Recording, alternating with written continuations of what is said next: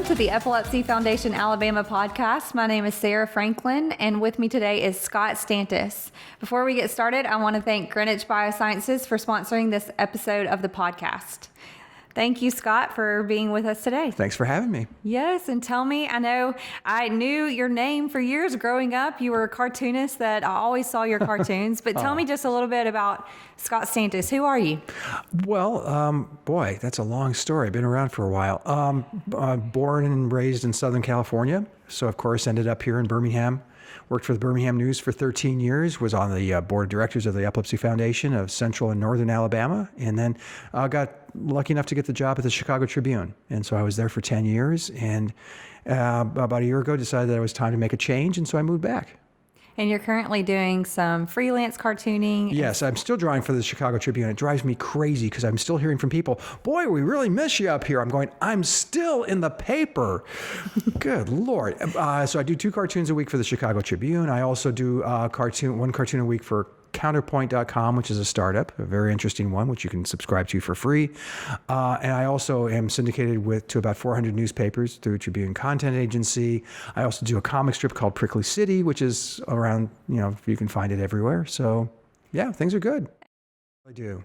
And tell us about just your history. I know you're one of our newer advisory board members. Tell us about your history of being involved with epilepsy foundations across the nation. Well, in 1986, I just started work at the Commercial Appeal newspaper in Memphis, Tennessee, and I'd been there for less than a month. And I got a call one morning, and my brother had passed away.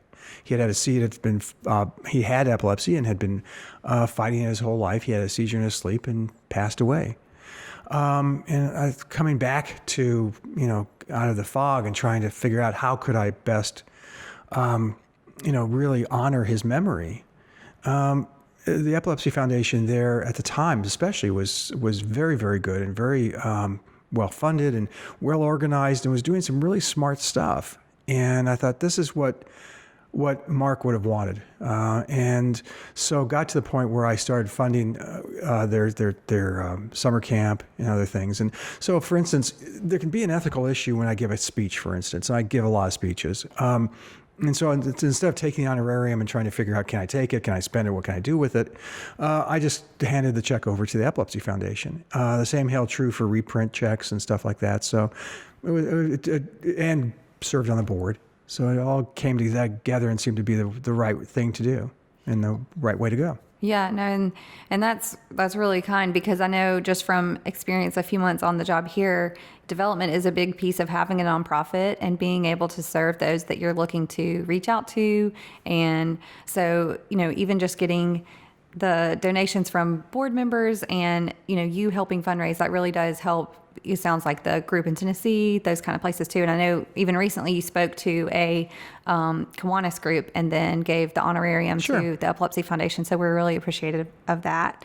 And I guess you did mention this briefly, but you talked about the loss of your brother.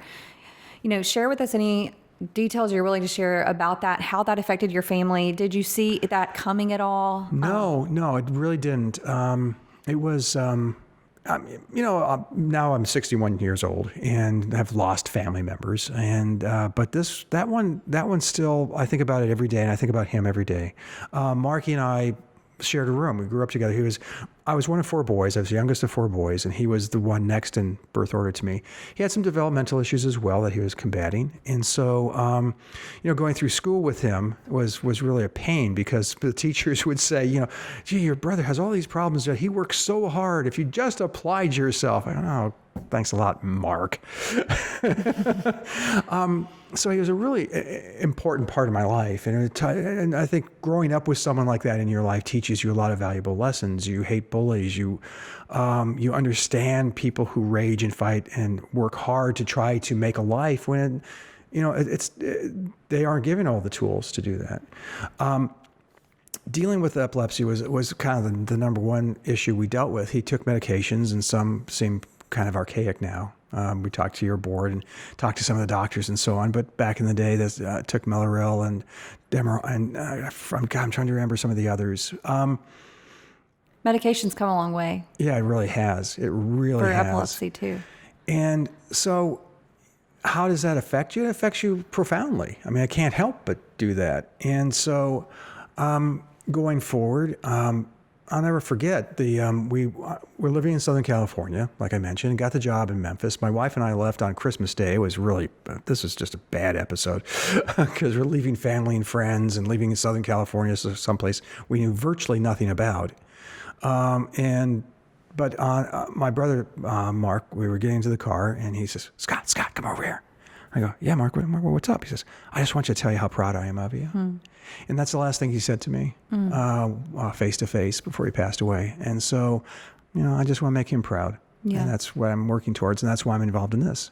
And I'm sure your family, that you were all very familiar with seizure first aid just because of Mark's seizures. And, that's one thing that we're looking to kind of educate more and more people on is seizure first aid, not only in the schools, not only in law enforcement, but just general, because 1 in 10 people will have a seizure at some point in their lives and 1 in 26 will develop epilepsy. So, the families that deal with it every single day are often very familiar with the seizure first aid and the practices that you need to take, but I'm sure that was very much so a part of your family. You'd think, but it wasn't. The Epilepsy Foundation back then and the understanding of epilepsy was just gaining traction, starting to become something.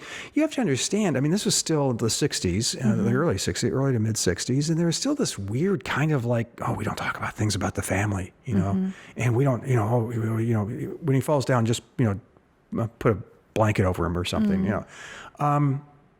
not that draconian, but so what had happened in my lifetime and during that period was there was more education. And so I know that the teachers at the school we both went to the same public school, and they were trained for first aid as well.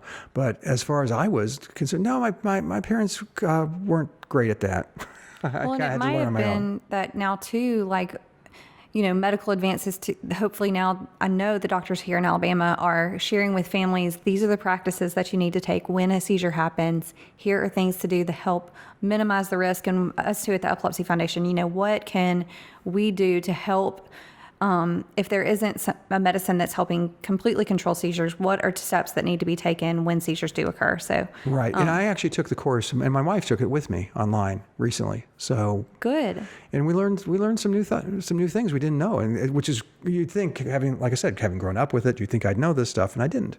Well, and I think that is a good little plug right now for if you go to epilepsy.com/first aid, there are several things that we're doing. The pandemic has kind of caused us to shift a focus here. We used to do a big push on doing seizure first aid trainings in person, and those still will occur. But now with the pandemic and people not gathering in large groups, we've moved to a virtual format. Let's do it over webinar. And so I think that will continue moving forward in addition to the in-person trainings. But this way you can become, not only just receive the training, but become seizure first aid certified for 2 years, and then take a shorter course in the future that might have an update on maybe a medicine or something, or a rescue medicine delivery, that kind of thing that could change, or just remind you of the steps. But thanks for taking the course. Oh yeah, no, it's a great course. It really is worth taking, by the way. It's well done. It's very well done. Good. I'm leading one in August, so hopefully I can do a good of a job. I know there are several people ahead of me that are leading some, but I've learned a lot too, even just on the job, that I didn't know when I first started having seizures like a year and a half ago. Well, I've really only had the one tonic-clonic seizure, what a lot of people call grand mal. I obviously don't remember it, but I know, like, my dad drove an ambulance in the 1970s, so he was trained back in those days to hold down the tongue if someone was having a seizure. Well, now that's not advised. So that's kind of things, that I can teach my family. I was even in the post office last week with my mask on and mailing some T-shirts from our Spring Walks to End Epilepsy. And he was like, what are you mailing all these T-shirts for? And I was telling him I work for the Epilepsy Foundation. He was saying, how did you come about that? So I was telling him my story. And he said, yeah, I know you have to hold down the tongue. And I was saying, well, actually, so there's a lot of misconceptions about seizure first aid and how to handle seizures when they do happen. So, but that was a misconception even when I was a kid, and they said, put a wooden spoon in their mouth, and even then they said, don't, just don't. Right. So hopefully we can get that message out, because that's, there's still lots of misconceptions. And I think even just turning someone on their side, I feel like if I was to see someone having a seizure and I didn't have this experience in my own personal life, I certainly wouldn't know what to do except just panic, call 911. I don't know. But, I hopefully we can get the word out about these. Yeah, and I think especially in places like schools that have kids or workplaces that have adults with epilepsy, and they just know, here's what you do. You don't freak out. Don't, just follow these steps, and they're pretty easy to follow, and everything will be fine. Good. Yeah. And tell us too, I know you talked a little bit about there's a stigma with epilepsy. So you don't talk about it. It's pretty common, but it's not talked about. So, how did that affect your family? Does your family now talk about that a little bit more? Do you feel like you've come in contact with other people that have seizures and epilepsy that you've been able to kind of... Oh, a ton. In fact, one of the great joys, and I'm going to put a shout out now to a friend of mine, Melissa Welburn, she was the poster child for the Epilepsy Foundation. And when I first got involved back in the mid 80s, we kind of lost touch. And in the last 10 years, we've reconnected. It's just been a joy to talk to her, how she's dealing with it. She had surgery. How she's dealing with meds. She recently had a revival of the seizures, which is just bizarre after almost a decade without them. And so how is she dealing with that? And just dealing with people in the Epilepsy Foundation. You're right. People don't understand what this is. It's not contagious. Obviously, it's nothing that, it's a brain function malady that, we're still trying to understand. So trying to get people that way. We're making some headway, though. I noticed when I talk to groups, and I bring this up, there's a rising consciousness of what epilepsy is, how to treat it. Oh, my cousin had it, my uncle had it. There's someone in the family who had it, so that's coming out too, and it's coming out of the closet as well. So, but back in the day, it was a little different, and not better. Yeah, definitely. I'm not going to be one of those guys. Well, back in my day, things were just better. That wasn't. I don't know why I'm talking like an old man on the back of a shack, but there it is. Well, and along that, though, what tips do you have for anyone that might be listening that has a brother or sister with epilepsy? Learn as much as you can. And because, what's our the webpage, Epilepsy Foundation? Epilepsy.com, and then our website is epilepsyalabama.org. Yeah, see, that's pretty easy. So go there, look things up, educate yourself, find out, and you don't know everything. You can't know everything. So find out what you don't know and apply it to your life. It becomes a lot less scary. If you have the facts, and that's true of virtually everything, but particularly this. Like I said, people are becoming more aware of it. It doesn't have that. It has stigma, which is just bizarre if you think about that. That is crazy. But so happily that the educating is continuing, and people are and they understand what it is, what causes it, what the causation is rather. And so what would I tell people? Go to the epilepsy sites and find out, educate yourself, especially if someone very close to you is, because that's going to be something you're going to deal with for the rest of their lives. I'd say one thing that I learned in the past few months is that epilepsy can happen to anyone with a brain. It doesn't discriminate based on age, gender, race. It's just anyone with a brain can have epilepsy. And so one of our taglines is that anyone with a brain can affect change too. So that would be for anybody, So that's one thing that's really inspired me too along this. And I guess too, just Scott, you're back in Alabama now. So Yay. Tell us some of your favorite things about the state of Alabama now that, especially that you're enjoying that you're back. Well, the down people, south. obviously, and have a lot of friends here. It's exciting to watch the Epilepsy Foundation coming and growing, and where we're going to go with that. I think over the next couple of years are going to be very interesting to watch. Alabama's a beautiful state. I lived in Chicago for 10 years. Can I tell a quick story? Of course, please. My wife did not want to move to Chicago because she really liked Alabama. And so we come up, and I finally, she comes up for the first extended stay. We have the radio set, the alarm set for the radio, and the weather comes on like that. And it says, well, it's 1 degree below zero right now. Mm-hmm. And on the other side of the bed, I hear, what? Says, but don't worry, it's going to warm up later with the wind chill, it actually feels like 15 below zero. What? And they ended by saying, but don't worry, it's going to warm up later in the day to 9. Mm-hmm. What? Yeah. So, okay, let's start with the weather. There's almost never anything to shovel here. except, Very rarely. except in politics, and that's a different different subject altogether. It's just a beautiful place. It's a beautiful state. We have people, did you know, I talk to people all over the country, obviously. I say, we have an ocean. We have beachfront property. They go, what? Oh my God, pick up a map. Alabama beaches are beautiful. Oh, they're gorgeous. And we have, you go from there and you go up to here where you're at the foothills of all these mountains. And Birmingham itself is gorgeous. It's a real gem. So why would you not want to live here? And you're not being taxed to within an inch of your life. That's true. Yeah, and I think, I didn't have this on our list of questions necessarily to cover, but just as you kind of watch what's unfolding in the nation right now, tell me your thoughts, because you are somebody that for a living has drawn cartoons on what's happening in local, state, federal government. Tell me just kind of a brief synopsis of what you think could be positive out of all this. Oh, I was about to go off on a tangent. Okay. Yeah. You turned that ship right around, didn't you? What's positive is that human beings are still decent. For all of the shouting and yelling and vitriol, there's still a lot of people doing really good things. Did you ever watch, oh God, I can never remember his last name. He was in The Office, John Krasinski. Is his last name the actor? Okay.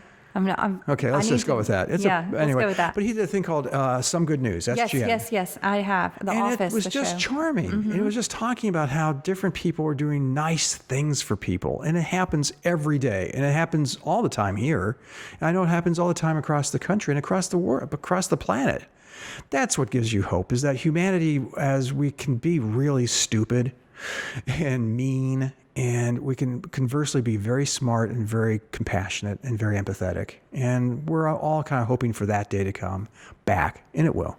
Yeah, definitely. And I guess to kind of close today's episode, just tell me, what do you look forward to as far as the future of the Epilepsy Foundation of America and in Alabama? Well, I have no reason to be nice to you, but we are so lucky to have you, Sarah, as our director. What is your title? Executive director. Executive but titles, director. Yeah.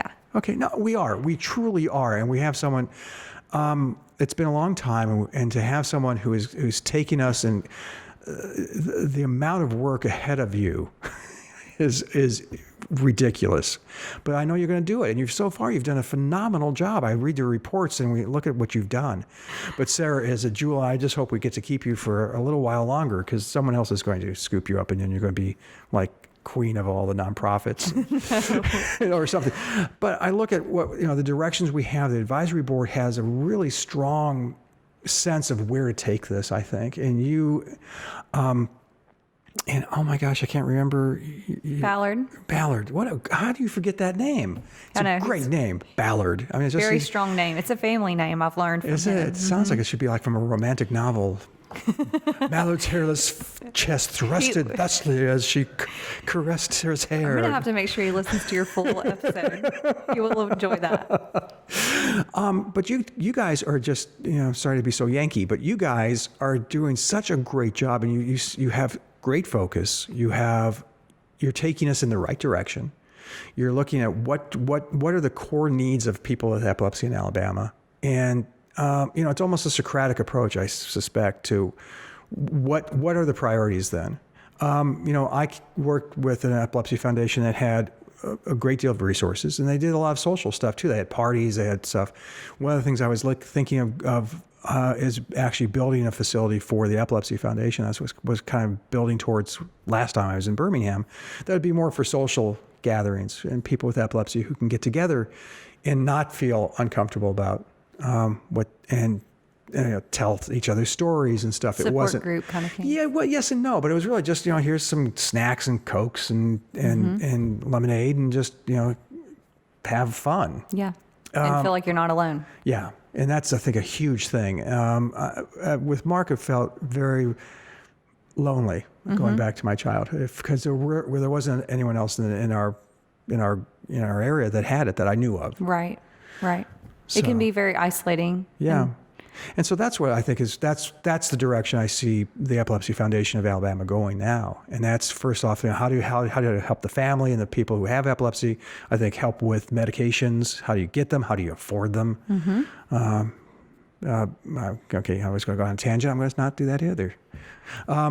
And then we can go on to the social stuff and the camps and all that stuff. But I think you and Ballard have an absolutely crystal clear view of the future, and that's essential for what we're doing. Well, I'm so thankful to have you on our advisory board because of you know a lot more about the Epilepsy Foundation and the history of it in different states and for years. Yeah. And I have just learned a lot about seizures and epilepsy in the past year and a half, and you have way more experience in this for me. So thank you for serving on our board and for being on this podcast today. Well, thanks for having me. This is fun.